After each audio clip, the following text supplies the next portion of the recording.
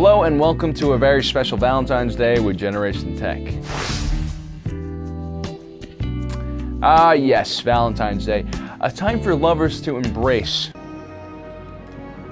but also a time for despondent single souls to drown in their own loneliness and sorrow. Dude, is that your cousin? Incest. It's funny to laugh at. But the damages it can cause last a lifetime. Anyway, all you single people out there, don't lose hope. You probably won't stay single for long if you really don't want to be. And to give you inspiration, I want to tell you some stories about the most unlikely romances in the Star Wars universe. An even longer time ago, in a galaxy far, far away, there was a republic so old that it was, well, called the Old Republic. And one of the central characters at the time was Revan, a man who fell in love with the very woman sent to destroy him, Bastila Shan.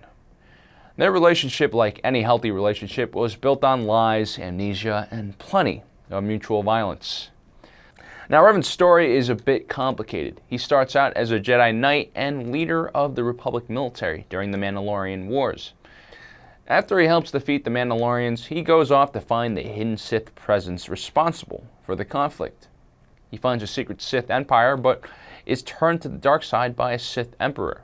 Now a Dark Lord, Darth Revan, with his apprentice Darth Malak, find the Starforge, a magical shipyard that produces a gigantic fleet of starships. Revan returns to the Republic with those starships and starts a Jedi civil war. In response, the Jedi Order sends Bastila Shan and a Jedi strike force to defeat Revan. While the two groups are fighting aboard Revan's flagship, his ambitious apprentice Darth Malak betrays him and fires on his ship. Revan almost dies in the ensuing chaos, but is saved by Bastila Shan, who uses force powers to preserve his life, which creates an everlasting bond between the two. The Jedi Order decides to wipe Revan's memory and tasks Bastila Shan to watch over him.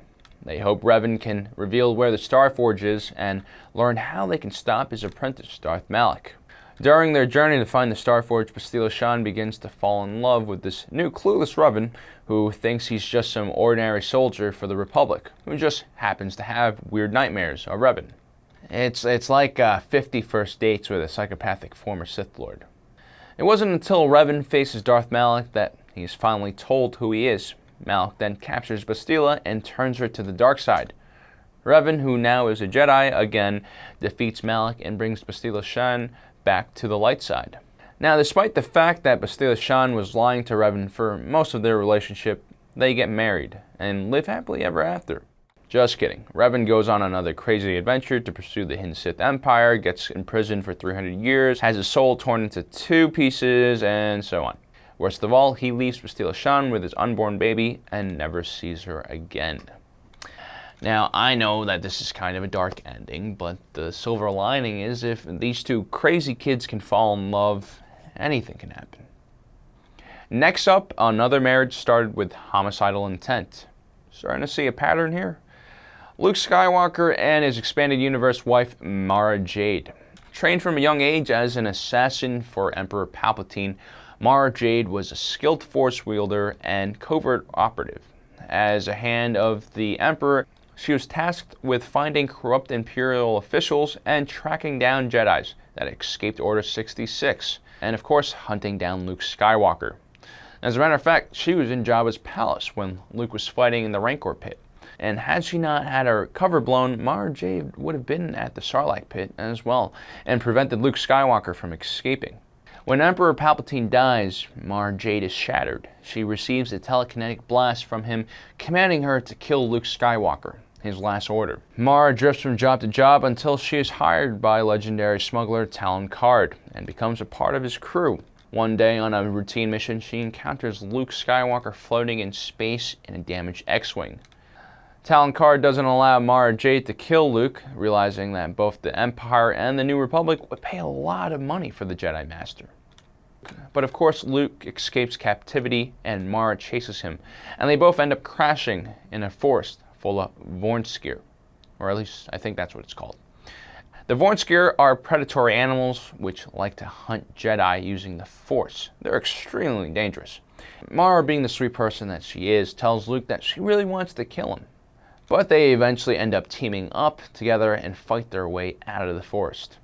From then on, Mara begins to work with Luke and develop a relationship with him. But she never seems to be able to get rid of the urge to kill Luke. Mara finally realizes that the Emperor's last command is deeply implanted in her mind and controlling her. Luckily, she ends up encountering an evil clone version of Luke Skywalker who she kills, which of course satisfies the Emperor's last command. How convenient. Mara renounces the dark side and starts training as a Jedi. Mara and Luke eventually get married and they have a kid named Ben and become one of the most formidable couples in the galaxy. Next up, Anakin Skywalker. Now, he was trained at a time when the Jedi Order upheld a code that forbade the Jedi from having romantic attachments. Yet Anakin's master, Obi Wan Kenobi, and his master, Qui Gon Jinn, both had love interests in their lives. Qui Gon Jinn had developed feelings for Jedi Master Tahl, a longtime friend who he grew up with at the Jedi Temple. Now, it wasn't until Tahl was on her deathbed that Qui Gon Jinn finally confessed his love for her. Obi Wan Kenobi, on the other hand, was tasked to protect Satine, the Duchess of Mandalore. During the time they spent with one another, they fell in love.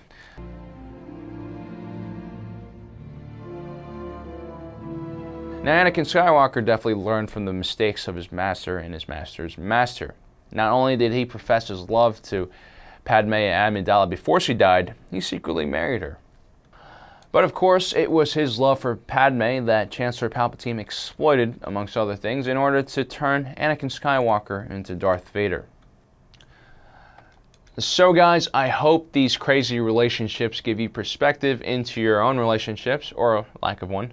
So go out there, have fun this Valentine's Day, and remember, if these unlikely couples came together, there's no reason you can't find someone too. And as always, if you're watching this, you are Generation Tech.